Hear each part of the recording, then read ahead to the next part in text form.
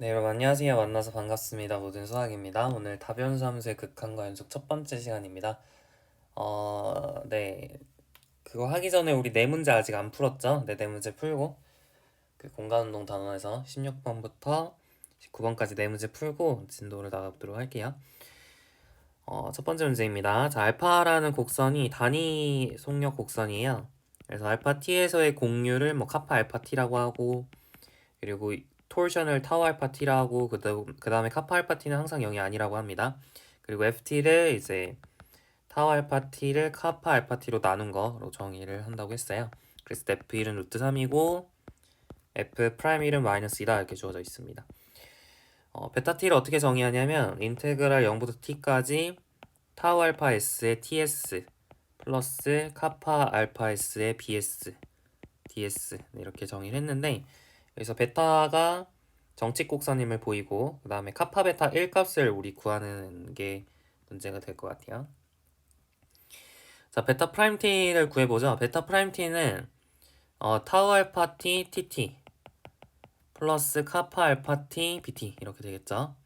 그럼 베타 프라임 t의 크기는 앞에 얘 크기니까 t랑 b랑 지금 수직이잖아요. 그래서 루트 저번 시간에도 했죠. 타우 알파 t의 제곱 플러스 카파 알파 t의 제곱 이런 식으로 표현이 될 텐데, 지금 타워 알파 t가 ft 카파 알파 t니까 카파 알파 t로 끌어낼 수 있죠. 카파 알파 t는 항상 양수가 될 겁니다. 왜냐면 카파 알파 t가 항상 0 이상인데, 정의에 따라 카파 알파 t가 항상 0 이상인데 0이 아니라 그랬으니까 양수겠죠. 그래서 카파 알파 t의 루트 1 플러스 ft의 제곱 이렇게 될 거고, 양수랑 양수 곱하면 양수죠. 그래서 베타 프라임 t의 크기가 절대 0이 될 수가 없기 때문에 베타 프라임 t는 0이 아니라서, 다시 말하면 레귤러 커브가 됩니다. 우리 교재에선 스무스 커브라고 표현을 했는데 이제 보통은 레귤러 커브라고 많이 표현을 하고요. 그래서 네, 여기서도 레귤러 커브라고 쓴 거예요. 됐죠? 네, 첫 번째 주장은 되게 쉽게 확인이 됐고, 이제 두 번째 주장은 이제 카파 베타 1 값을 구하는 게 목표가 되는데, 그럼 t 베타 t, 그러니까 다시 말하면 베타 t의 단위 접선 벡터 유닛 탄젠트 벡터를 구해야 되느냐 이렇게 물어볼 수 있어요. 구하셔도 되긴 하는데 근데 좀 복잡하죠. 베타 프라임 t가 크기가 좀 깔끔하지 않잖아요. 예쁘지가 않기 때문에 공식으로 하는 게 좀 더 깔끔해 보여요. 카파 베타 t의 공식 뭐죠 이게? 베타 프라임 t 크로스 베타 더블 프라임 t, 이거의 크기를 뭘로 나눠주면 되죠? 베타 프라임 t의 크기의 세제곱 이걸로 나눠주면 됐죠? 맞죠? 그래서 얘를 계산하면 됩니다. 자, 그러면 베타 더블 프라임 t를 한번 계산을 해보죠. 베타 더블 프라임 t. 자, 앞에 거 미분하면 타워 알파 프라임 t고요. tt 미분하면 뭐였죠? 카파 n이었죠. t가 지금 유닛 스피드이기 때문에, 그 알파가 유닛 스피드 커브이기 때문에 tt도 이제 다시 말하면 유닛 스피드 커브라는 건 호의 길이로 매개화가 돼 있다 그 얘기라고 했어요. 그죠? tt를 미분을 한 게 그대로 n이 됩니다. 타워 n이 되죠. 다시 카파 n이 되죠. 카파 n. 그래서 네. 카파 n 벡터 이렇게 쓸 수 있고요. 뭐 t를 써셔도 되고 하는데 좀 생략을 할까요? 귀찮으니까. 쓰기 좀 귀찮으니까 좀 생략을 할게요. 타워 알파 프라임 t 플러스 타워 알파의 카파 n 이렇게 되겠죠. 괜찮죠? 그 다음에 이제 카파 알파 t를 미분한 거 카파 알파 프라임 b 플러스 그 다음 b를 미분하면 마이너스 타우 n이었죠. 그래서 이런 식으로 이제 표현이 되겠네요. 이게 베타 더블 프라임 t입니다. 그래서 이걸 어떻게 할 거라고요? 베타 프라임 t, 즉 다시 말하면 타워 알파 t하고 t 플러스 카파 알파 b하고 이제 외적을 할 거예요. 그래서 얘 크로스 얘를 할 겁니다. 자, t랑 외적을 해서 살아남는 걸 볼까요? t랑 외적을 해서 살아남는 거. t랑 t는 외적하면 날라가죠. t랑 n이랑 살아남고 t랑 b랑 살아남습니다. 그래서 t 크로스 n을 보면 t 크로스 n 앞에 뭐가 있냐면 타워 알파의 제곱 카파 마이너스, 이게 다 알파죠. 다 알파에 대한 친구예요. 그래서 다 알파를 좀 써줄게요. 그 다음에 타워 알파랑 카파 알파 타워 알파랑 곱해주면 카파 알파 타워 알파의 제곱해가지고 지워지네요. 네, 없어지고. 그 다음에 이제 t랑 b랑 외적해준 거 앞에는 타워 알파의 카파 알파 프라임 이렇게 남네요. 그죠? 그 다음에 이제 b랑 t랑 외적해준 거 있죠? 네, 카파 알파 타워 알파 프라임의 B 크로스 T 이렇게 있고요. 그럼 얘랑 얘랑 지워지는 거 아니에요? 아니구나. 지워지지 않네요. 네, 다시 이렇게 되고요.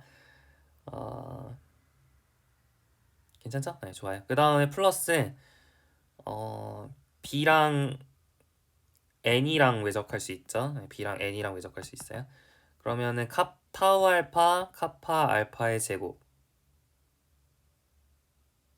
그죠? 마이너스 카파 알파 제곱의 타우 알파니까 또 씌워지네요. 그래서 날라갑니다. 남는 거는 이제 이거 두 개죠. 그래서 결국 베타 프라임 크로스 베타 더블 프라임의 크기는 T 크로스 B가 뭐 B 크로스 T에 마이너스 붙인 거니까 정확하게 말하면 얘가 마이너스 N이고 얘가 N이죠. 네, 그래서 타우 알파 카파 알파 프라임 빼기 카파 알파 타우 알파 프라임이 된다라는 것을 발견할 수 있겠습니다. 근데 지금 타우 알파가 타우 알파가 F 카파 알파잖아요, 그죠? 네, 그걸 좀 넣어볼까요? 얘는 F 카파 알파 프라임 이렇게 되는 거고, 마이너스 타우 알파 프라임이라는 것도 이제 앞에 거 미분하면 F 프라임의 카파 알파의 제곱 맞죠? 그 다음에 이제 뒤에 거 미분하면 마이너스의 F 카파 알파 프라임이죠. 그러니까 또 지워지죠? 이렇게 또 지워지니까 남는 거는 F 프라임의 카파 알파의 제곱이 됩니다. 맞나요? 이거의 크기에 이게 크기에 되겠죠. 프라임이 뭐 음수일 수도 있으니까요. 그래서 이제 베타 프라임 크로스 베타 더블 프라임은 얘가 되고요. 그 다음 이제 베타 프라임의 크기가 뭐냐면 얘 크기가 아까 뭐라 그랬죠? 루트 1 플러스 F의 제곱에 카파 알파라 그랬죠. 그래서 우리가 해야 되는 건 타우 베타를 구하는 건데, 이 타우 베타 공식이 뭐였냐면 얘였죠. 세제곱 맞죠? 네, 세제곱 맞아요. 그래서 타우 베타가 뭐냐면 1 플러스 F 제곱에 3 나누기 2제곱에 K 알파의 세제곱 분의 F 프라임의 크기에 카파 알파의 제곱, 얘가 될 텐데 이게 타우 베타죠. 근데 우리가 구해야 되는 값은 타우 알파 1에 잠시만요, 이 카파 베타죠. 베타의 공률이 이렇게 주어지는데 우리가 구해야 되는 건 타우 알파 1에 카파 베타 1이잖아요, 그죠? 그래서 타우 알파 1이 F1에 카파 알파 1이고 맞아요. 정의 위해서. 그 다음에 카파 베타 1은 여기다가 1 넣은 거죠. 그래서 카파들이 다 사라지죠. 네, 카파들이 다 사라집니다. 그래서 1 플러스 F1의 제곱에 2분의 3제곱분의 절대값 F' 이렇게 된다는 사실을 알 수가 있겠고요. 이제 넣어주기만 하면 되겠네요. 자, F1이 루트 3이라 그랬으니까 넣어주시면 루트 3이고요. 그 다음에 그럼 1 플러스 3의 2분의 3승은 8이죠. 그리고 F'1이 마이너스 2라 그랬으니까 4분의 루트 3이 정답이 되겠습니다. 자, 문제 17번 볼게요. 3차원 공간 RC에 놓여있는 정규 곡선, 우리 교재에서 스무스 커브라고 했던 거, 그것에 대해서 옳은 것만을 보기 위해서 있는 대로 고른 것은 그랬습니다. 기억번 C위의 모든 점에서 공률이 0이면 카파가 0이면 그럼 C는 직선이거나 직선의 일부이다.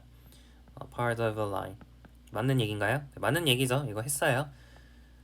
맞는 얘기죠. 이거 어디서 했냐면 유제 6- 유제 5-2에서 했어요. 유제 5-2.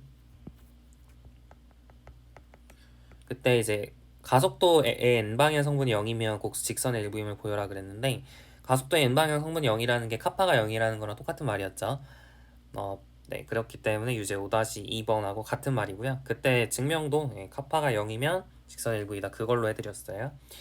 자, 그 다음 니은번 토르션이 0이면 그러면은 C는 플레인 커브다 이렇게 되어 있어요. 평면 곡선이다. 이것도 맞는 얘기죠. 이거 했습니다. 유제 6-2에서 했어요. 그죠? 디귿번만 안 했는데 C의 모든 점에서 공률이 양의 상수로 일정하면, C가 양의 상수로 일정하면 그러면은 C는 원의 일부이다 라고 얘기를 했어요. 이게 완전 틀린 얘기는 아닌데 틀린 얘기긴 해요. 뭐가 발레냐면 헬릭스가 발레입니다.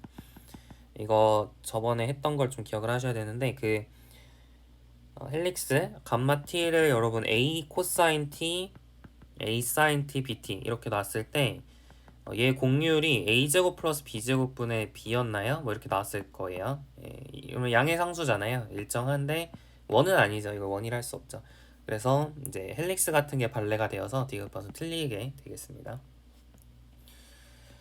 그러면은 이제 약간 이게 실제로 약간 말이 되는 아예 말이 안 되는 건 아닌데 어떤 조건이 추가가 되면 말이 되냐면 카파가 양의 상수로 일정하고 톨션이 0이면 즉 평면 곡선이면 C는 part of a circle이 돼요. 네, 이게 실제로 성립을 하고요.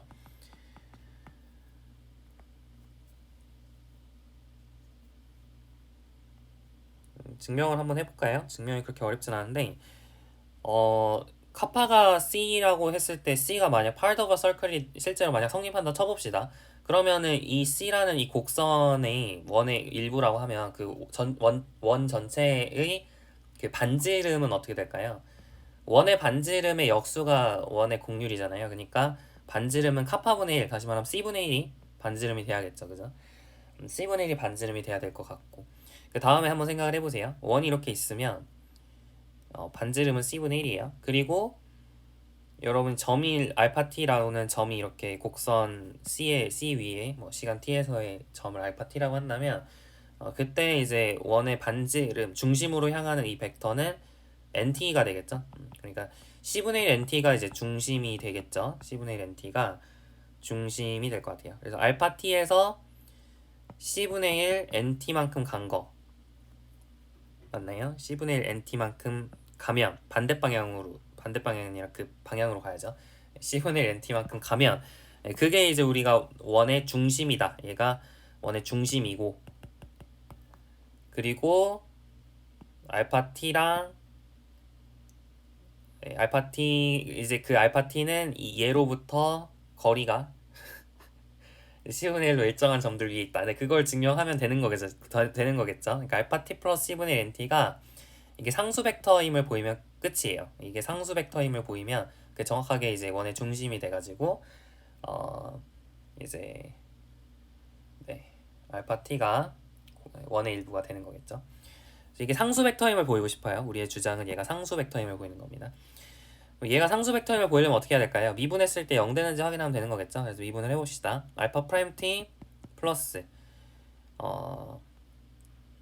c분의 1 그 다음에 n 프라임 t 이렇게 쓸 수 있는데 근데 한번 생각을 해보세요. 우리가 뭐 곡선을 매개화할 때 호의 길이로 항상 재매개화를 할 수 있잖아요. 그죠? 레귤러 커브라면 호의 길이로 항상 재매개화할 수 있으니까 알파 t가 유닛 스피드 커브라고 가정을 할 수 있어요. 그래서 n 프라임 t는 뭐라고 쓸 수 있냐면 마이너스 카파 t 플러스 타우 b 이렇게 쓸 수 있겠죠. 맞죠?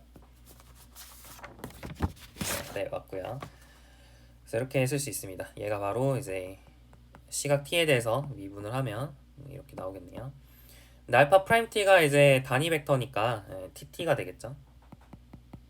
근데 카파가 그 C잖아요. 카파가 C잖아요. 그러니까 이렇게 날아가죠. 그래서 결국에는 이 벡터를 미분하면 이제 뭐가 되냐면 0이 되죠. 타우도 0이니까. 그래서 알파 t 플러스 c분의 1 nt가 상수 벡터가 되기 때문에 이제 얘가 중심 역할을 합니다. 그래서 이거를 c 벡터라 넣으면은 알파 t라고 하는 이 곡선 의미의 점은 c로부터 거리가 c 벡터로부터 거리가 c분의 1로 일정한 점들 위에 놓여 있다라는 것을 증명을 한 거죠. 그래서 여튼 이제 타워가 0이라는 조건이 추가가 되면 part of a circle이 돼요. 그래서 좀 정리를 해볼까요? 좀 지금까지 한 내용을 정리를 해보면 카파가 0일 수도 있고 0이 아닐 수도 있죠. 양수일 수도 있는데 카파가 0이면 타워는 그냥 0인 걸로 친다 그랬고 그러면은 이제 라인이라고 부른다 그랬어요. 카파가 양수면은 타워가 0일 수도 있고 타워가 양수일 수도 있는데 타워가 0인 경우는 플레인 커브로 보고요. 타워가 양수면은 이제 플레인 커브가 아니죠. 곡선 이제 약간 공간 곡선이 돼요. 스페이스 커브가 된다 이렇게 생각하시면 되겠고요. 특히 카파가 상수고 타워가 0인 그런 특별한 케이스가 바로 이제 원을 가리키게 된다. 이렇게 기억하시면 좋을 것 같네요. 자, 좋습니다. 자, 문제 18번. 그래서 정답은 3번이에요. 정답은 3번. 자, 문제 18번 볼게요. 다음 곡선의 곡률과 연료를 구하고 두 값을 모두 이용해서 곡선의 종류가 무엇인지 쓰시오 그랬습니다. 자, x 세타를 볼게요. 코사인 세타 마이너스 2, 코사인 세타 플러스 2, 루트 2 사인 세타 이렇게 주어져 있는데요. 네, 미분을 해볼까요? 곡률하고 연료를 구하라 그랬으니까 x 프라임, x 더블 프라임, x 트리플 프라임을 구하셔야겠죠. x 프라임 세타는 마이너스 사인 세타에 코마 마이너스 사인 세타 코마 루트 2 코사인 세타 이렇게 되고요. x 더블 프라임 세타는 마이너스 코사인 세타 코마 마이너스 코사인 세타 코마 마이너스 루트 2 사인 세타. 그럼 x 트리플 프라임 세타는 사인 세타 마이너스 루트 2 코사인 세타 이렇게 됩니다. 됐죠? 자, 그러면은 카파부터 구해볼까요? 카파를 구하려면 v 크로스 a 크기 나누기 v 크기의 세제곱을 해주시면 되죠. 근데 v의 크기를 보면, 그러니까 이게 v잖아요. 네, v의 크기를 보면 루트 사인 제곱 더하기 사인 제곱 더하기 2 코사인 제곱이니까 루트 2가 되겠습니다. 이게 이제 v의 크기고요. 그럼 v 크로스 a를 구해보자. v 크로스 a ijk 적으시고요. 마이너스 사인 좀 귀찮으니까 마이너스 s라 쓸게요. 자, 마이너스 s 루트 2c 됐죠? 그 다음에 아래는 뭘 적어요? 마이너스 2 마이너스 루트 2s 이렇게 적으면 되겠죠? 얘가 행렬식을 구하시면 끝납니다. 자, 얘랑 곱하면 루트 2s 제곱, 얘랑 곱하면 마이너스 루트 2c 제곱. 그럼 더해주시면 빼주시면 루트 2가 되겠죠. 그래서 루트 2i. 그 다음에 얘랑 곱하면 루트 2s 제곱, 얘랑 곱하면 마이너스 루트 2c 제곱 빼주시면 루트 2가 될 텐데 그걸 또 빼줘야 되니까 마이너스 루트 2j가 되겠네요. 그 다음에는요, 얘랑 해주면 sc, 또 얘랑 해주면 sc 빼면 0이죠. 그래서 루트 2i 빼기 루트 2j가 되고, 얘의 크기는 2인가요? 네, 얘의 크기 2죠. 그래서 루트 2분의 1, 얘가 바로 카파가 되겠습니다. 맞나요? 됐고요. 그럼 이제 톨션 구해볼까요? 톨션은 뭐죠? 톨션 어떻게 구한다 그랬죠? v 크로스 x 프라임 내죠. 3중곱으로 계산한다 그랬죠. 스칼라 트리플 프로덕트로 계산한다 그랬어요. x 프라임 내죠. x 더블 프라임 크로스 x 트리플 프라임의 크기를 x 프라임의 크기의 세제곱으로 나눠주면 x 프라임 크로스 x 더블 프라임의 크기의 제곱으로 나눠주면 된다. 맞죠? 이렇게 했었어요. 제곱 맞죠? 제곱 맞아요. 네, 얘로 위에는 절대값이 안 붙고요. 그래서 얘로 계산하면 된다 그랬는데, 근데 보시면은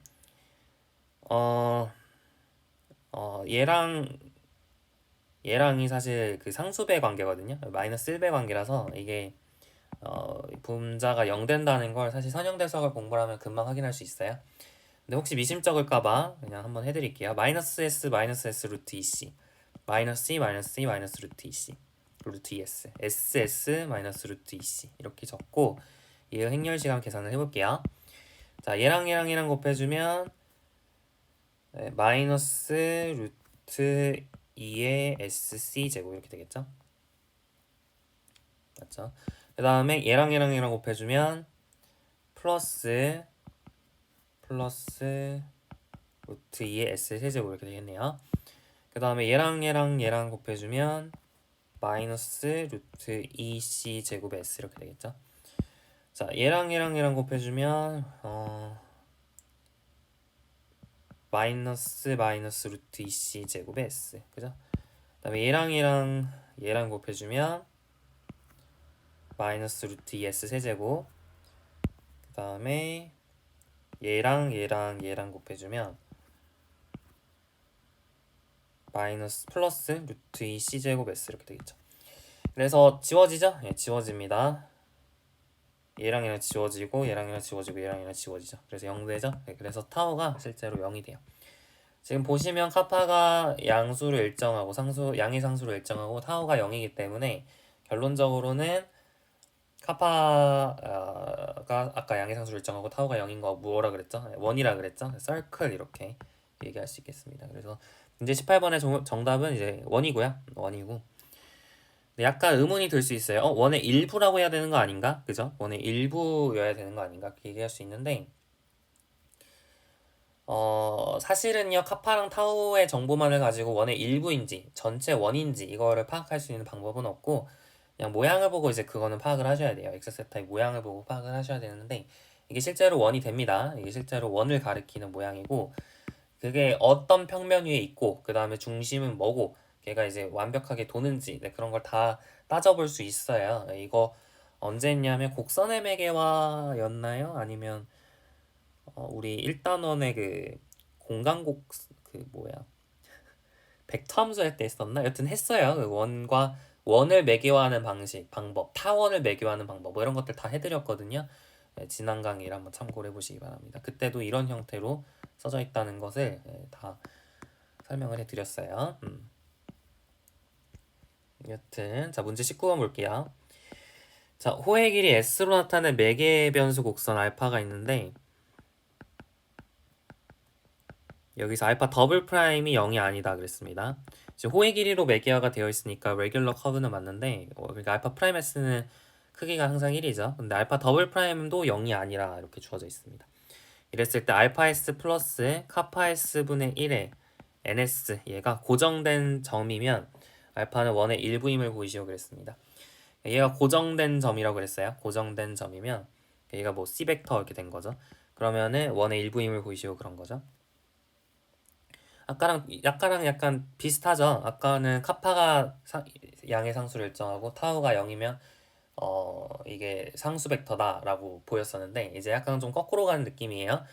얘가 이제 상수 벡터면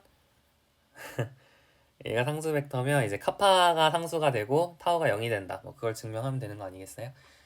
이 상태로는 우리가 바로 원이라고 주장할 수 없죠. 왜냐하면 카파 s분의 1이 상수가 아니기 때문에 상수였으면은 바로 원이라 주장할 수 있었을 텐데 지금 상수인지 모르니까 그냥은 주장 못하고 자 얘가 상수 벡터라는 걸 이용해서 카파가 상수라는 걸 보여보도록 할게요. 그럼 끝나겠죠.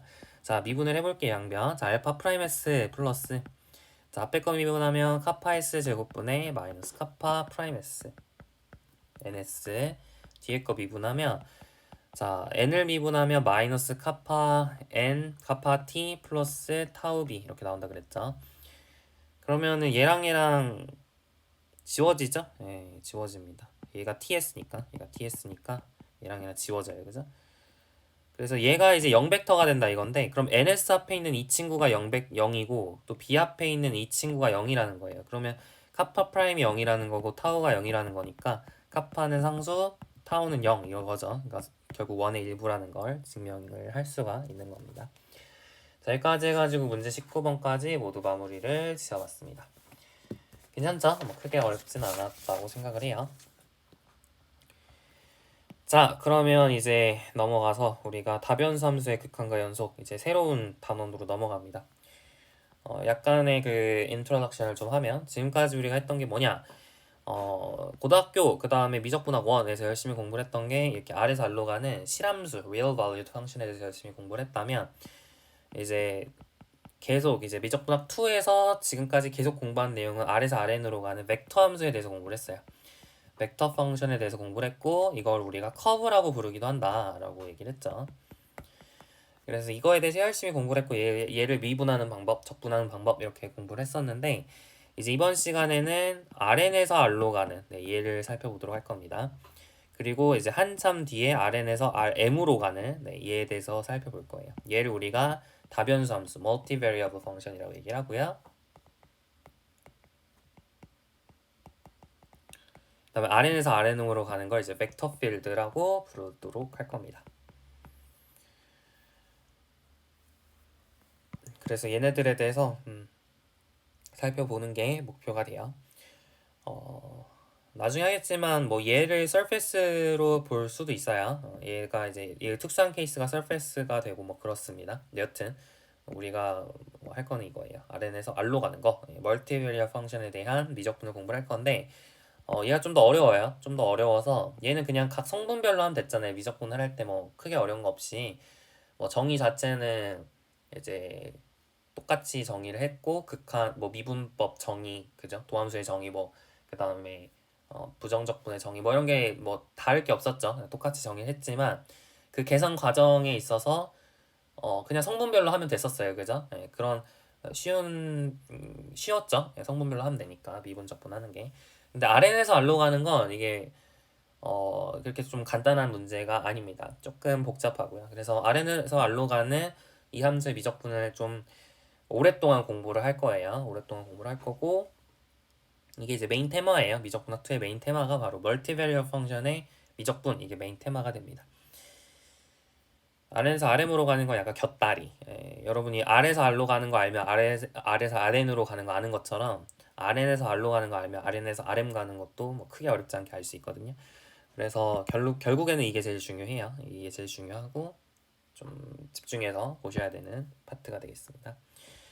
다변수 함수가 뭔지에 대해서 얘기를 해볼까요? 그러니까 RN에서 R로 가는 함수를 다변수 함수로 하죠. 정확하게 말하면 RN의 어떤 정의역 좀 부분집합에서 R로 가는 그런 함수를 멀티베리어블 펑션이라고 합니다. Rn이 뭔지 아시죠? n개의 순서상 n개의 그 숫자들이 모여 있는 그 순서쌍의 집합을 얘기합니다. 그러니까 예를 들어 R2라고 하면 1,2, 2,3 이렇게 두 개의 숫자로 이루어진 순서 쌍이죠. 순서 쌍들의 모임. 그래서 좌표 평면 위에 어떤 평면 좌표들의 모임 이렇게 생각할 수 있어요. 그래서 R2는 좌표 평면이 되는 거고 R3 같은 건 뭐죠? 1, 2, 3, 0, 1,0 이렇게 세 개의 숫자로 이루어진 순서 쌍들의 모임이 됩니다. 삼중쌍이라고도 얘기를 하죠. 그래서 얘네들의 모임이 이제 R3. R4는 뭘까요? 4개짜리겠죠? 뭐 이런 것들의 모임, 이게 R4입니다. 그래서 우리는 R에서 R로 가는 걸 할 건데 뭐 많은 거 안 할 거고 딱 2랑 3일 때만 집중적으로 할 거예요. 뭐 4일 때 5일 때 안 볼 거고요. 2랑 3일 때만 할 겁니다. 4일 때 5일 때도 뭐 크게 다르지 않아요. 그래서 우리가 할 얘기에 대해서는 크게 다르지 않아요. 그래서 N에서 2랑 3일 때만 다루도록 할 겁니다. 본격적으로 정의를 해볼까요? 정의를 해봅시다. 자, let D be a set of n tuples. n 튜플이라면 n 중쌍이라고도 번역을 하고요. 그러니까 숫자 n 개들을 모아놓은 그런 array라고 할까요? 배열. 여튼 벡터라고 할까요? 여튼 n 개의 숫자를 모아놓은 그런 배열이 됩니다. 그걸 n 중쌍 괄호로 묶은 거 그걸 n 중쌍이라고 얘기를 하죠. 그래서 n 튜플들의 모임을 근데 n 튜플들 안에 들어가 있는 이 숫자들이 이제 아무거나 되는 건 아니고 복소수 이런 거 허용되진 않고요. real number들만 허용을 할 겁니다. 실수만 생각을 할 거고 그것의 어떤 모임 뭐 전체를 모아놓다기보다는 그냥 어떤 어라고 하면은 전체가 아니에요. 전체가 아니라 그냥 어떤 그냥 임의로 하나 있는 거예요. 전체를 다 모아놨다는 게 아니라 그냥 뭐 이런 걸로 이루어진 그냥 아무거나 하나 D를 가져오자 이런 얘기죠. 그러면은 a real valued function f on D is a rule that 펑션은 규칙이죠. 대응 관계가 펑션이 되는 건데 근데 어떻게 대응을 시키냐면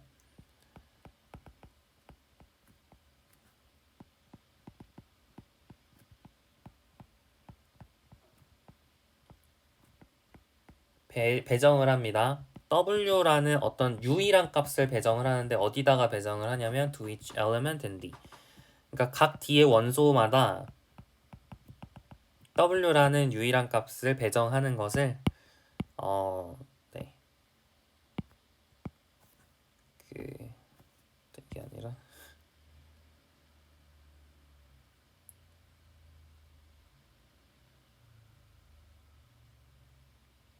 네, real valued function이라고 얘기를 합니다. 잠시만요. 제가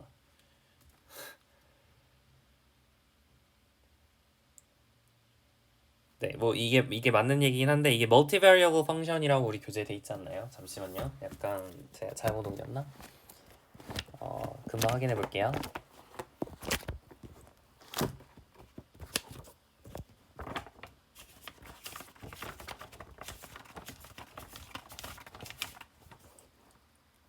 real value function이라고 돼 있구나. 네, real value function이 됩니다. 그러니까 값이 실수잖아요. 네, 값이 실수라서 real value function이라고 얘기를 하고요. 또는 multivariable function이라고도 얘기를 합니다.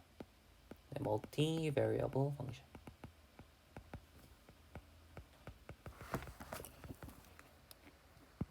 네, 변수가 여러 개다 해가지고 다변수 함수 이렇게 부르죠. 어려운 거 아니죠. 그러니까 뭐 되게 뭔가 말이 되게 어색하게 느껴지는데 그냥 쉽게 말하면은 그냥 D에서 R로 가는 함수를 얘기를 하는 거예요. D에서 R로 가는 함수를 우리가 다변수 함수를 한다. 뭐 이런 얘기죠. 용어들이 몇 개 있는데 용어가 뭐 어렵진 않아요. 자, D라고 하는 것을 F의 정의역이라고 하겠죠. Domain of F 이렇게 쓰고 얘기를 하고 이제 가끔 이렇게도 쓸 겁니다. Domain of F 이렇게도 쓸 겁니다. 그 다음에 이제 set of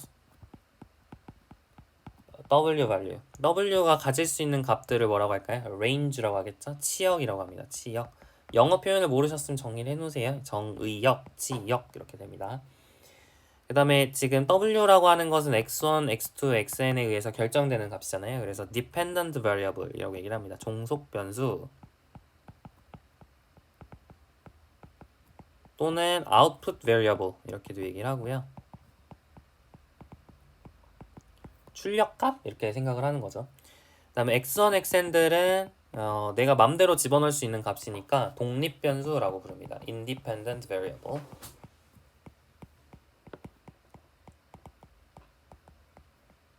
또는 이제 넣는 값이니까 입력 값이라고 해가지고 input variables라고도 얘기를 합니다. 입력 변수, 출력 변수 뭐 이렇게 부를 수 있겠죠. 크게 어렵지 않죠? 뭐 이런 것들이 다변수 함수가 되겠고요. 볼까요? 예제 1번 바로 한번 볼까요? 그러니까 fxy는 루트 y-x제곱 이렇게 되어 있습니다. 이게 정의역과 치역을 구하세요. 보통 정의역이 이렇게 안 주어지면 그냥 정의되는 가장 큰 영역을 정의역이라고 하죠. 루트 y-x제곱은 어느 부분에서 정의가 되나요? 루트 안의 값이 0 이상인 부분에서 정의가 될 테니까 정의역은 domain of f는 xy들인데 R2에 있는 xy들인데 x, y들의 모임인데 근데 y가 x제곱보다 크거나 같아야겠죠. 그런 친구들의 모임이 바로 domain of f가 될 거고 치역은 뭘까요? 이 경우에 치역은 모든 값이 다 나오는 거 아니죠. 루트는 항상 0 이상인 값밖에 안 나오니까 치역 같은 경우는 0 이상인 부분만 나올 겁니다. 구간 표시로 쓰면 0부터 무한대까지 뭐 이렇게 쓸 수 있겠죠. 이게 domain of f, range of f 이렇게 정리가 될 거예요. 그림으로 표현하면 y가 x제곱보다 크거나 같은 건 그림을 어떻게 그려지죠? y는 x제곱이랑 경계를 그리고 그거의 윗부분을 색칠하면 된다. 이거 많이 했어요. 미적분학 1시간에 사실 많이 했거든요. 미적분학 2에선 별로 한 기억이 없는데 부등식의 영역 그리는 방법에 대해서 좀 많이 소개를 해드렸습니다. y가 x제곱보다 크거나 같다라고 하면 윗부분을 그리는 거예요. y가 더 큰 거니까 윗부분을 그리면 됩니다. 됐고요. 이렇게 색칠한 영역이 바로 domain of f가 되겠습니다. 경계도 포함을 하죠. 경계도 포함을 합니다. 됐고요. 이제 그 다음 문제는 아직 해결을 못해요. 지금 열린 집합, 닫힌 집합이 뭔지 모르기 때문에 일단 뭐 이 정도만 잘 할 수 있으면 되겠어요. 자, 그럼 열린 집합, 닫힌 집합이란 게 뭔지에 대해서 볼까요? 영역, 우리 열린 구간, 닫힌 구간 이런 거 봤잖아요. 수직선상에서 열린 구간, 닫힌 구간 이런 걸 봤었는데 그거를 좀 확장을 해보려고 합니다. 좀 확장해서 이거는 수직선상에서 어떤 집합이 열려 있다, 닫혀 있다 이런 걸 얘기를 한 거잖아요. 근데 이제 일반적인 평면상에서 열려 있다, 닫혀 있다 어떻게 얘기할 수 있는지에 대해서 좀 보도록 할게요. 약간 헷갈리는데 한번 잘 정리를 해봅시다. 자, a point x0, y0 in a region R. region이라고 하면 뭐 어려운 거 아니고 그냥 집합이라 생각하시면 됩니다. 영역, 그냥 뭐 집합 다 괜찮아요. 좌표 평면상의 집합을 얘기를 하는 건데 근데 그 집합이 약간 기하학적으로 그냥 보고 싶어서 그냥 영역이라고 쓰는 것 뿐이고 같은 말입니다. 그래서 region R in the xy plane. 좌표 평면상의 영역 R 안에 있는 점이 인테리어 포인트다, 내부점이다 라고 하는 것은 if there is a disk of positive radius that lies entirely in R and has x0, y0 as its center. 자, 이걸 우리가 interior point를 하는데 지금 뭔 말인지 모르겠죠? 잘 보세요. 어떤 거냐면 예를 들어 제가 좌표 평면상에서 영역을 하나 가져와 볼 텐데 이 뭐랄까 원판을 하나 가져와 볼게요. 원판. r은 x제곱 플러스 y제곱이 1보다 작거나 같은데 이 부분을 한번 생각을 해보겠습니다. 이 점에 이제 내부라고 하면 어떤 점들일까요? 이 안쪽 점들이겠죠? 이 안쪽 점들. 원의 내부라고 한다면 내부 점들은 뭐 이런 안쪽 점들. 이런 게 이제 내부 아니겠어요? 그죠? 이런 내부 점들의 특징이 뭐냐면 여러분이 이렇게 내부에 있는 이런 점을 하나 딱 택하게 되면 어떤 특징을 가지고 있냐면 이 점을 중심으로 하는 약간 쬐까는 원을 잡아서 이 쬐까는 원이 알 안에 쏙 들어갈 수 있게 할 수 있죠. 알 안에 쏙 들어갈 수 있게 할 수가 있습니다. 여러분이 어떻게 잡더라도 여러분이 원 내부에 있는 어떤 점을 잡더라도 이렇게 아주 쬐깐한 원을 이렇게 그리게 되면 그죠? 큰 원 안에 쏙 들어가게 할 수 있죠. 네, 그래서 다시 말하면 뭐 x제곱 플러스 y제곱이 1보다 작은 뭐 이런 의미의 a제곱 플러스 b제곱이랄까요? a제곱 플러스 b제곱이 1보다 작은 이런 의미의 a, b에 대해서 굉장히 쬐깐한 원을 잡아서 원 안에 쏙 들어가게 할 수가 있기 때문에 그래서 이 a, b는 이제 원의 내부점이다 이렇게 부를 수 있게 돼요. 이 조건을 만족한다면. 약간 이해 가시나요? 그래서 내부점이라는 게 뭐라고요? 그죠? interior point x0, y0가 내부점이라 부르기 위해서는 x0, y0를 중심으로 하고 그래서 그 중심으로 하는 굉장히 쬐깐한 반지름을 갖는 원을 그려서 그래서 그 원이 알 안에 전체가 원의 전체가 근데 원만 아니라 원의 내부까지 다 포함해야 돼요. 그래서 원과 원의 내부 디스크라고 하면 원과 원의 내부까지 다 포함을 하는 거예요. 그러니까 뭔지 알죠? 이렇게 원판을 얘기하는 겁니다. 이 원 안에 있는 모든 점들, 원과 그 원 안에 있는 모든 점들이 알 안에 들어갈 수 있도록 굉장히 작게 원을 그릴 수 있으면 내부점이라고 한다는 거죠. 근데 막 이런 딱 경계에 있는 이런 점들은 그게 안 돼요. 여러분이 어떻게 얼마나 작게 그리더라도 얼마나 작게 이 원을 여러분이 그리더라도 이렇게 삐져나오는 부분이 생기죠. 이렇게 삐져나오는 부분이 생기거든요. 이렇게 삐져나오는 부분이 생기죠. 뭐 들어가 있는 점들도 있고 이 초록색 부분은 x제곱 플러스 y제곱은 1 이하라는 r 안에 들어가고요. 보라색 부분은 r 밖으로 삐져나왔죠. 그죠? 그러니까 삐져나온 부분이 생기고 이렇게 들어가는 부분이 생겨요. 네, 이런 점들 다시 말하면 이런 약간 경계 있는 점들은 인테리어 포인트가 아니겠죠. 이렇게 그래서 이제 이런 것들을 약간 경계점이라고 이제 부를 거예요. 경계점. 이 경계점들의 특징은 여러분이 어떻게 원을 잡더라도 항상 삐져나오는 부분과 속하는 부분 이렇게 두 가지가 항상 공존하게 됩니다. 그냥 다 삐져나오면 그건 외부가 되는데 그건 우리 교재에서 우리가 집중적으로 다루지 않을 거고요. 그래서 좀 정리를 할까요? 포인트 x0, y0가 바운더리 포인트라는 게 뭐냐면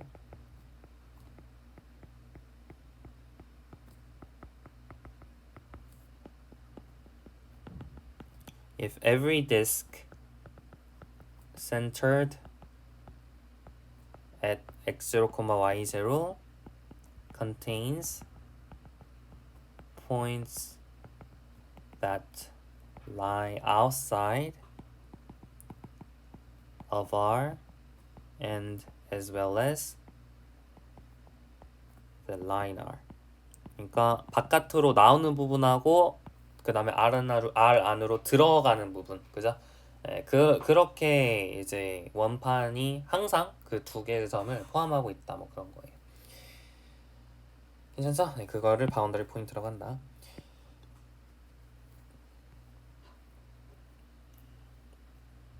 그래서 꽤 직관적으로 이렇게 나옵니다. 그래서 인테리어 포인트들의 모임을 뭐라고 하냐면 인테리어라고 불러요. 내부라고 부릅니다. 그래서 interior of R이 뭐냐면 is the set of all interior points of R. 인테리어 내부점들의 모임을 내부라고 부르고요. 그 다음에 외부점, 경계점들의 모임을 경계라고 부릅니다.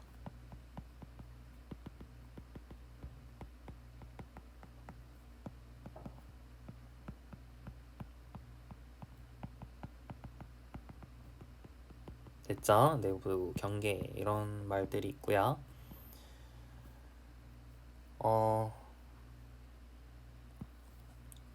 y는 x제곱, y가 x제곱 이상인 아까 그 영역을 한번 예로 들어볼까요? 이 부분의 내부점들, 내부랑 외부를 한번 찾아볼까요? 내부랑 경계를 한번 찾아볼까요? 내부는 뭐죠? 그러니까 지금 색칠을 하면 이제 이 영역이잖아요. 이 노란색 너무 지금 한 거 가지고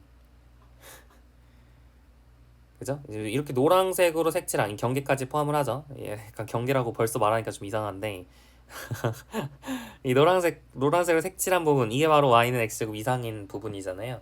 이 부분의 내부는 뭘까요? 내부. 그렇죠. 이 안쪽에 있는 이 친구들, 이런 점들이 내부죠. 왜 내부예요? 왜 얘네들이 내부점이죠? 그죠? 이런 점들은 여러분이 굉장히 쬐깐한 원을 잡아서 이 노란색 안에 쏙 들어가게 할 수가 있으니까, 그죠? 이 내부점들입니다. 이런 점들이 다 내부점인 거죠. 그러니까 내부점, 내부를 찾아라, 인테리어를 찾아라. 그러면 어떤 게 인테리어가 되는 거죠? y가 x제곱보다 큰 부분, 네, 이게 인테리어가 되는 거예요. 근데 얘네들은 어때요? 얘네들은 여러분이 어떻게 원을 그리더라도 이쪽 부분은 R 안에 속하지만 이쪽 부분은 R 안에 안 속하죠. 네, R에 속하지 않죠. 그러니까 지금 이렇게 이 빨간색 점은 바운더리가 됩니다. 그러니까 이 빨간색으로 이 색칠한 이 도형이 이제 경계가 되는 거죠. 사실 여러분이 직관적으로 알고 있는 그 생각이랑 비슷하죠. 어느 정도 맞아 떨어진다는 거 확인하시면 됩니다. 됐고요. 자, 이제 우리가 열린 집합, 닫힌 집합이라는 개념에 대해서 이제 이야기할 수 있어요. 자, 어떤 영역이 있는데 그 영역이 열려 있다라는 건 뭐냐면 경계점이 없는 것을 열려 있다 그래요. 이게 어떤 거의 확장이냐면 여러분이 열린 구간을 한번 생각을 해볼까요? 구간. 여러분이 구간 이렇게 있어요. 1부터 1,3이라는 구간. 이게 열린 구간이라 하죠. 그래서 1부터 3까지 모든 점들의 모임인데 1이랑 3은 제외하잖아요. 근데 1이랑 3이 사실 이 수직선상에서 약간 경계 느낌이잖아요. 경계. 근데 1,3이라는 이 1부터 3까지라는 다시 말하면 1보다 크고 3보다 작은 이 부분 같은 경우는 경계가 포함을 안 하죠. 경계 포함이 안 되죠. 그런데 열려 있다라고 부르잖아요. 그죠? 네, 그래서 비슷하게 경계점을 포함하지 않는 것을 열린 집합이라 부릅니다. 근데 왜 하필 얘를 열려있다 불렀을까? 이게 좀 갑자기 의문이 들 수 있어요. 네, 그 이유는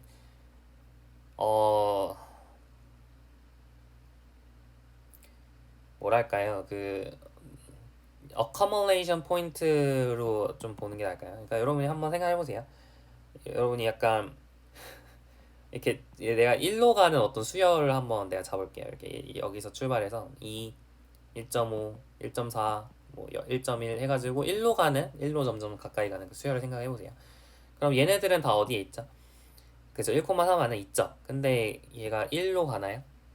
1은 근데 얘 극한인 1은 1,3 안에 있나요? 그건 아니죠. 네, 바깥에 있죠. 그러니까 약간 어떤 느낌이냐면 그 약간 그 뭐랄까 그 극한이라고 하는 게 약간 이 집합 안에 없죠. 그러니까 뭔가 약간 열려 있는 사고라잖아. 오픈 마인드. 그러니까 이 안에 없으니까 뭔가 여러분이 새로운 생각 이런 걸 뭐라 하죠? 열린 생각 이렇게 얘기를 하잖아요. 오픈 마인드. 약간 그런 느낌으로 짓지 않았을까 그냥 생각을 합니다. 실제로 이게 맞는지는 모르겠어요. 왜 이렇게 이름을 붙였는지 정확하게 저도 모르겠는데 여튼 그렇게 생각을 하고요. 어, 네, 실제로 비슷한 얘기, accumulation point라는 게 있어요. 완전 똑같은, 방금 한 얘기랑 완전 똑같은 개념은 아닌데, accumulation point가 있냐 없냐를 토대로 또 1,3을 열려있냐 닫혀있냐 뭐 이런 걸 생각해 볼 수도 있습니다. 이제 여튼 좀 깊은 논의는 나중에 토폴로지 위상수학 공부할 때 좀 자세히 할 거예요. 지금 하는 얘기는 되게 심플한 얘기고 조금 더 여러 가지 성질들을 다루고 싶으면 토폴로지나 해석계는 좀 어려운 책에서는 소개를 합니다. 그래서 그때 가서 해보시고 지금은 그냥 지금 하는 것만 하세요. 자, A region is closed. 닫혀 있다라는 건 뭐냐면 경계점을 다 포함하는 거. 우리 닫힌 구간이라고 하면 경계점 1, 3을 포함을 하잖아요. 그렇게 생각하시면 됩니다. 그래서 경계점을 포함하는 경계점을 모두 포함을 하면 닫혀 있다 이렇게 부르게 돼요.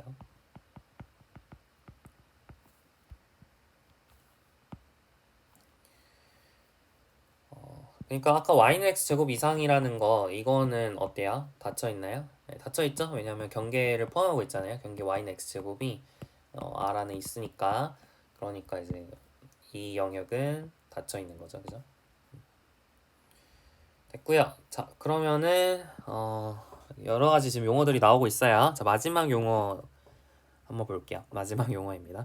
자, a region이 bounded 되어 있다. 우리 bounded란 말 기억나요? 미적분학 1시간 했었는데 어떤 그 숫자가 bounded 되어 있다라는 거 뭐냐면 이게 위아래로 이게 무한히 뻗어나가지 않는다 이런 거였어요. 그러니까 어떤 수열 AN이 있었을 때 그 수열이 6A다 라는 건 뭐였냐면 어떤 m과 n이 있어서 마이너스 n보다 크거나 같고 n보다 작거나 같다. 상계랑 하계가 있으면 6A였으니까 상계 m과 하계 뭐 마이너스 n이 있어가지고 AN이 m과 마이너스 n 사이에 있다. 그러니까 다시 말하면 이게 AN이 무한히 뻗어나가지 않는다는 거죠.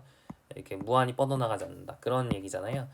비슷하게 정의를 합니다. region이 bounded 되어 있다라는 건 뭐냐면 무한히 뻗어나가지 않아요. 그래서 inside the disk of finite radius. 그래서 유한 반지름을 갖는 원판 안에 속하게 할 수 있으면 bounded라고 부릅니다. 그러니까 예를 들어서 여러분이 좌표평면상에서 뭐 이런 식의 영역이 있어요.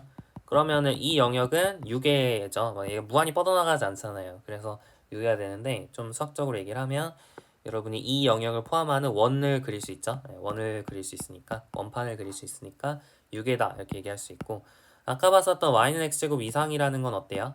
y는 x제곱 이상이라는 거. 이 친구는 뭔가 무한히 뻗어나가는 느낌이 들죠. 여러분이 어떻게 원을 그리더라도 이 원을 삐져나오는 부분이 생기죠. 이렇게 삐져나오는 부분이 생기니까 이런 친구는 바운디드 하지가 않겠죠. 그죠? 그런 친구를 뭐라 할까요? unbounded 이렇게 부르게 됩니다. 그래서 if not, we say that it is unbounded. 됐죠? 이 정도 정리하실 수 있으시면 되겠습니다. 예제 1번에 좀 많은 걸 해결을 했는데 정의역이 열린 집합인지 닫힌 집합인지 판단하시오. 즉 y는 x제곱 이상인 이 영역이 열린 집합인지 닫힌 집합인지 판단하시오 그랬죠? 아까 닫힌 집합이라 그랬어요. 그죠? closed하다. 경계를 다 포함하고 있기 때문에. 그다음 세 번째 6개인지 판단하시오 그랬는데 이거 6이 아니라 그랬죠? unbounded가 됩니다. 그 다음에 이제 f의 그래프를 좌표 공간상에 나타내시오 그랬는데 그래프라는 게 뭐냐? 그래프라는 것은 그러니까 지금 그거 정의를 해야겠죠? 네, 그래프라는 거 우리 교과서에 어떻게 정의되어 있는지 아세요? 여러분이 고등학교 교과서에 yfx의 그래프가 어떻게 정의되어 있는지 아세요? 여러분이 뭐 관심 있게 안 보셨으면은 그래프는 그냥 그림 아니야? 이렇게 할 수 있는데 교과서를 잘 읽어보시면 yfx의 그래프라는 것은 집합으로 정의가 되어 있습니다. 그래서 x, fx들의 집합으로 정의가 되어 있고 그래서 항상 그래프를 좌표 공간상에 나타내시오 그래요. 좌표 공간상, 좌표 평면상에 나타내시오 이렇게 항상 문제가 나옵니다. 그래프를 그리시오라고 하기보다는 혹은 그래프를 구하시오 이런 문제는 전혀 없어요. 그래프를 구하시오란 문제는 없고 그래프를 나타내시오, 뭐 그리시오 이런 식으로 돼 있지 그래프를 구하시오란 문제가 없단 말이야. 그래프 자체가 뭐기 때문에 집합이기 때문에 그래요. 집합이라서 x, fx라는 순서쌍들의 모임이 그래프입니다. 그걸 이제 좌표 표면상에 점들을 찍으면 그림이 되는 거죠, 그죠? 그래서 여기서도 이제 뭐 비슷하게 정의를 하고요. 그래서 몇 가지 한번 얘기를 해볼게요. 자, the set of points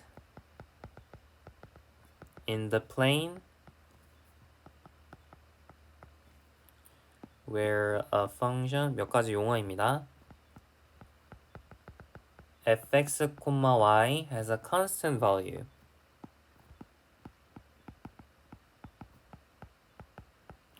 fx, y는 c, 얘를 뭐라고 하냐면 is called the level curve of c라고 얘기를 해요. 이제 등위선이라고 하는데 이게 뭐냐면 그러니까 약간 뭐냐면 이런 거예요. 여러분이 그 등고선이라고 하는 거 아세요? 등고선이 뭐죠? 이제 높이를 알려주는 지도잖아요. 네, 높이를 알려주는 지도인데 그러니까 여러분이 좌표 평면상에 이제 높이를 알고 싶은 거죠. 뭐 산이 이렇게 있고 뭐 바다가 이렇게 있으면은 그지? 그러면 이 산의 높이가 얼마고 이 바다가 깊이가 얼마고 이런 게 궁금할 수 있잖아요. 근데 뭐 이게 3D가 아니니까 3D가 아니니까 뭐 이거를 그림으로 그려야 표현을 해야 되는데 3D가 아니니까 여러분이 이제 그러니까 다시 말하면 어떤 각 점마다 높이라는 함수가 있죠. 높이가 이제 주어지는 거니까 각 점을 주면 어떤 딱 점 1,3에서의 높이가 이제 얼마인지 뭐 이런 것들이 있겠죠. 그러니까 hx, y를 지도상에 표현을 하고 싶은데 근데 hx, y라고 하는 것을 표현을 할 때 내가 평면상에서는 표현할 수 있는 방법이 없죠. hx, y를 표현할 수 있는 방법이 없죠. 뭐 1,3에서 높이가 40m예요. 그럼 뭐 40이라고 다 적을 거예요. 여기 40이고 여기 70이고 여기선 100m고 뭐 이런 걸 다 적을 거예요. 모든 점에 다 적을 수는 없을 거 아니에요, 그죠? 그러니까 표현 방식을 이렇게 하지 않고 우리 등고선은 어떻게 하죠? 그렇죠. 40m가 되는 것들을 이렇게 연결을 하죠. 40m가 되는 걸 연결을 하고 또 70m가 되는 걸 연결을 하고 100m가 되는 걸 연결해서 이런 식으로 우리가 높이를 나타내게 됩니다. 등고선이라 하죠. 그러니까 여기서도 비슷한 거예요. 그래서 fx, y를 내가 평면상에 표현을 하고 싶을 수 있어요. 그러면은 뭐 지금 이 상황처럼 뭐 지도를 그릴 때 뭐 갑자기 3D 지도 이런 거는 좀 힘들잖아요, 그죠? 그렇기 때문에 이제 평면상에 표현을 하고 싶을 때가 있으면 fx, y가 일정한 x, y들을 연결을 해가지고 이제 그린 곡선 이걸 뭐라고 하냐면 등고선이라고 얘기를 할 수 있겠죠. 등고선 혹은 뭐라고 번역하죠 얘를? 번역을 어떻게 하죠?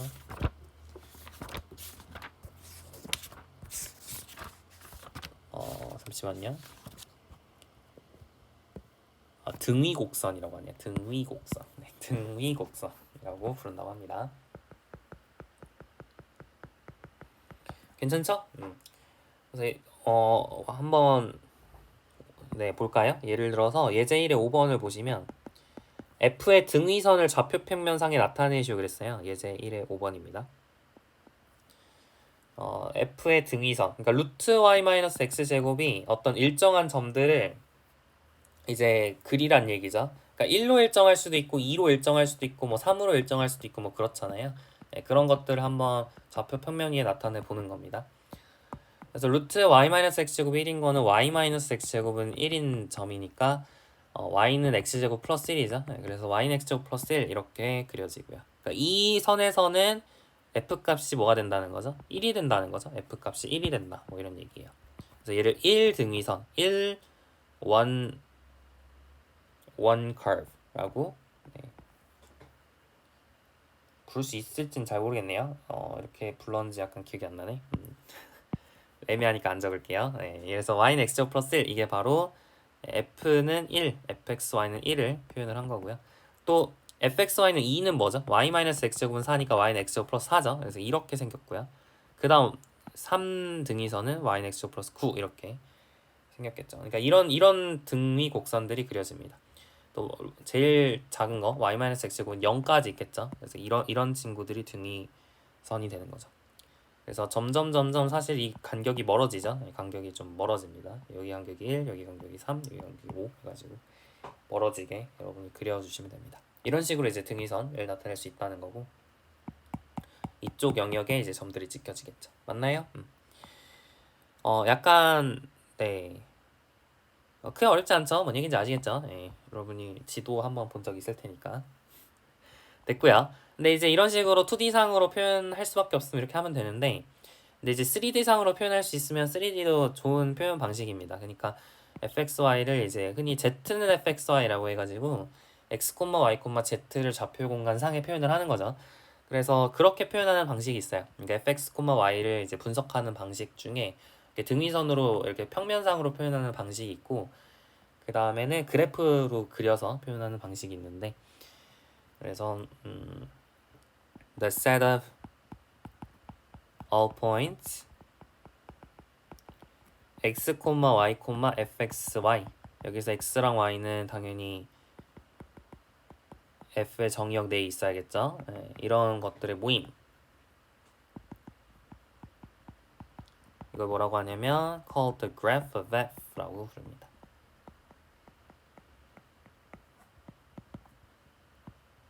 on the surface z는 fxy. 그쵸? 그러니까 그래프 자체의 정의는 집합으로 정의가 되고, 이거를 좌표 평면, 좌표 공간상에 나타내면 이제 그래프를 그림으로 나타낸 게 되는 거죠. 그래서 우리 예제 1의 4번을 보시면 루트 y-x제곱의 그래프를 좌표 공간상에 나타내시오라고 그랬어요. 그러니까 얘는 z라고 놓고 x, y, z를 좌표 공간에서 찍는 거죠.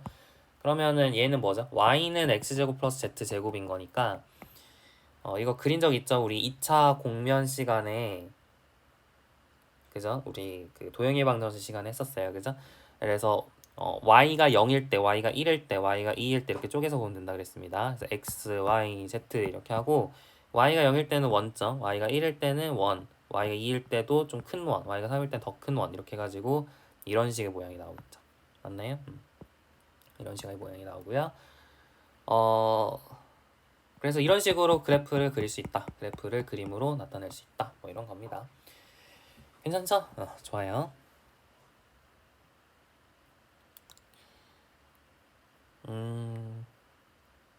예제 1번은 다 풀었죠? 예제 1번 다 풀었습니다.